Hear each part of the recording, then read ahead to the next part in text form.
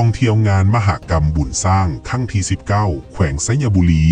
ในวันที่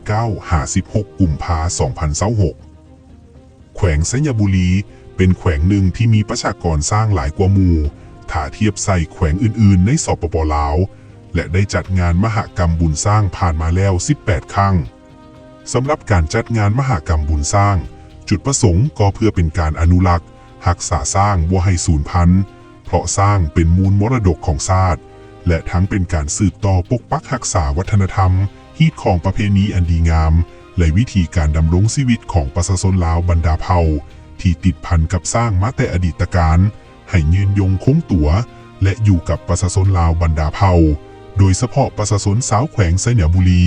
ทั้งเป็นการโฆษณาดึงดูดนักท่องเที่ยวภายในและต่างประเทศให้เข้ามาท่องเที่ยวสปป.ลาว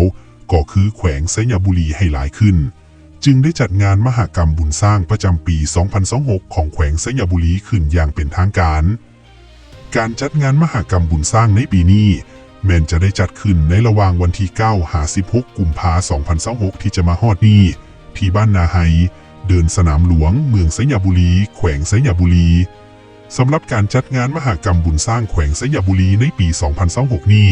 ถือว่าเป็นครั้งที่19มีสร้างเข้าร่วม50เชือกตามจำนวนปีครบรอบของการเฉลิมฉลองวันชาติของสปป.ลาวครบรอบ50ปีภายในงานประกอบมีกิจกรรมต่างๆดังนี้วันที่9เดือน2 2026พิธีครอบเหล้าพิธีฝึกซ้อมขบวนก้อนกำลังและขบวนศิลปะฝึกซ้อมการแสดงของสร้างคำฮู้บริการขี่สร้างทั่วไปสมสร้างอาบน้ำและการเตรียมเปิดตลาดนัดมหกรรมบุญสร้างวันที่10เดือน2 2026แลนด์มินิมาราธอนฝึกซ้อมขบวนแห่ของสร้างฝึกซ้อมขบวนแห่ของ8เผ่าพิธีเปิดตลาดนัดมหกรรมบุญสร้างบริการขี่สร้างทั่วไปสมสร้างอาบน้ำและการแสดงศิลปะวันที่11เดือน2 2026ฝึกซ้อมการแสดงของสร้างคำฮู้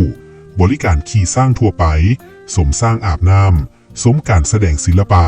และเปิดโตนางสาวธิดาบุญสร้างวันที่12เดือน2 2026ฝึกซ้อมใหญ่พิธีเปิดงานฝึกซ้อมการแสดงของสร้างคำฮู้บริการขี่สร้างทั่วไปสมสร้างอาบน้ำและประกวดนางสาวธิดาบุญสร้างรอบตัดสินวันที่13เดือน2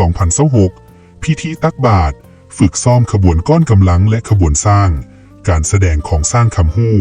บริการขี่สร้างทั่วไปสมสร้างอาบน้ำและการแสดงศิลปะ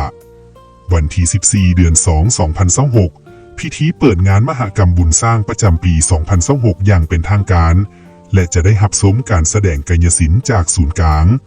วันที่15เดือน2 2026เที่ยวชมบรรดากิจกรรมต่างๆของเมืองและชมการแสดงศิลปะวันที่16เดือน2 2026ชมการแสดงของสร้างคำฮู้พร้อมทั้งมอบรางวัลต่างๆให้สร้างและก้อนขบวนแห่ของแต่ละเมือง